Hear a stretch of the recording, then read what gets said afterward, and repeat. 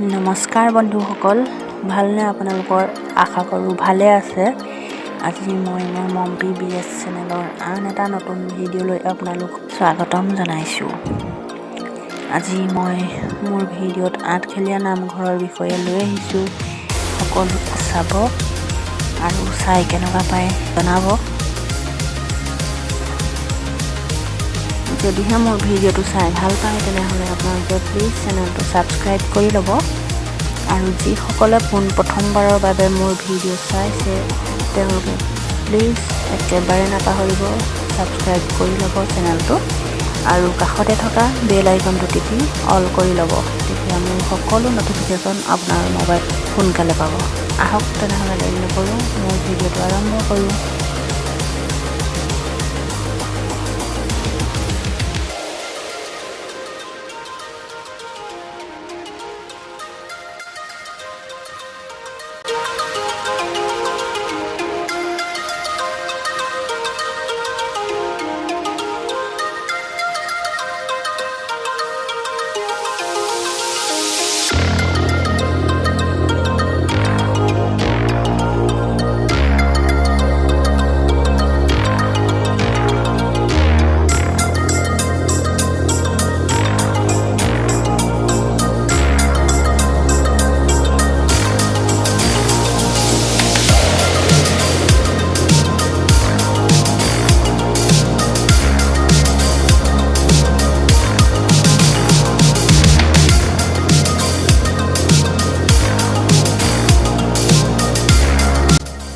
উত্তৰ পূৰ্বাঞ্চলৰ ভিতৰতে বৈষ্ণৱ সংস্কৃতিৰ প্ৰাণকেন্দ্ৰ ঐতিহ্যমণ্ডিত শ্ৰী শ্ৰী আঠখেলীয়া নামঘৰ।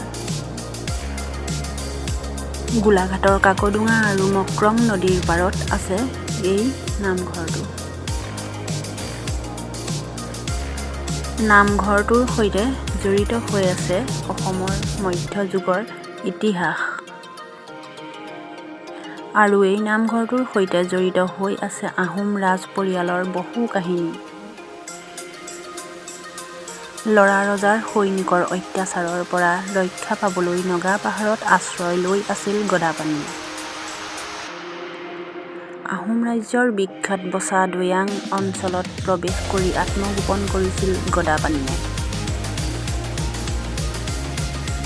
সেই সময়ত গদাপাণি কাকডোঙা নদীৰ পাৰৰ ঘন হাবিত আশ্ৰম সদৃশ স্থানত এজন সন্ত পুৰুষৰ আশ্ৰয়ত আছিল।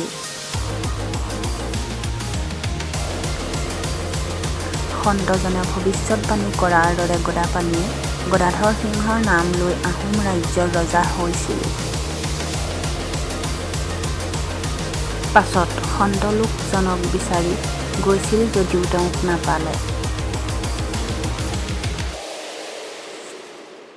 সেয়েহে ৰজাই সন্তজনৰ নিবাসস্থলীত উন্নয়ন কৰিবলৈ ভিন্ন বৃত্তিধাৰী ভিন্ন সম্প্ৰদায়ৰ ৮টা পাইকগোট ৰাজ আজ্ঞাৰে পঠাই দি এই স্থানৰ আশে-পাশে সংস্থাপন দিয়ে। সময়ৰ গতিত জনসংখ্যা বৃদ্ধি হৈ সৃষ্টি হোৱা চুবুৰীত ৮টা খেলৰ সৃষ্টি হয়।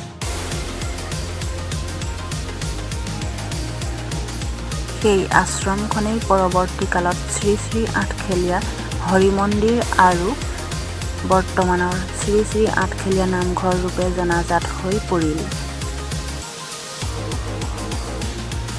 ধৰ্মীয় পৰম্পৰা তথা বৈষ্ণৱ ধৰ্মৰ পন্থা অনুসৰি 1970 চনৰ পৰা নামঘৰৰ কাম-কাজ পৰিচালিত হয়।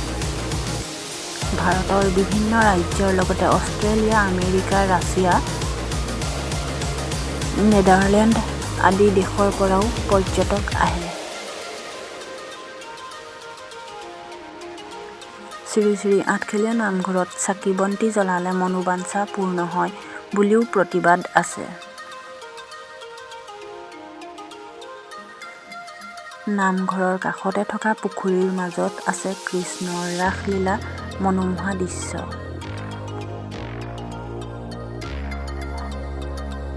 এই পুখুৰীত মেলি দিয়া মাছ আৰু কাছই মনোৰঞ্জন দি আহিছে ভক্তসকলক। নামঘৰ ভাগলৈ আহিলে বহুতো নেদেখা বস্তু চাবলৈ পাব। বিশেষকৈ পুখুৰীটো বহুত চাবলগীয়া ডাঙৰ ডাঙৰ কাছ আছে। আহক আপুনিও চাই যাওক এবাৰ।